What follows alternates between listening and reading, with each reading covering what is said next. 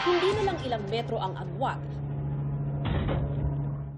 kundi talagang nagdikit at nagkabanggaan na ang dambuhalang barko ng China Coast Guard at ang Oneida May 2 ng Pilipinas na patungong Ayungin Shoal kaninang pasado alas 6 ng umaga. Sabi ng China Coast Guard, legal, makatwiran at profesional ang pagharang daw nila sa mga sasakyang pandagat ng Pilipinas na nagtatransport ng anilay illegal construction materials sa isang warship na nasa pinag-aagawang bahura sa South China Sea.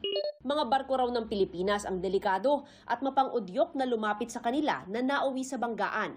Kaya ang mga barko ng Pilipinas daw ang sisihin. Sagot ng National Task Force for the West Philippine Sea, paglabag ito sa soberanya ng Pilipinas, sa United Nations, UNCLOS, pati sa regulasyon ng iba't ibang international organizations at sa ating 2016 Arbitral Award. Nagpahayag din ng suporta sa Pilipinas ang Amerika, Canada at European Union at nanawagan sa China na sumunod sa international law.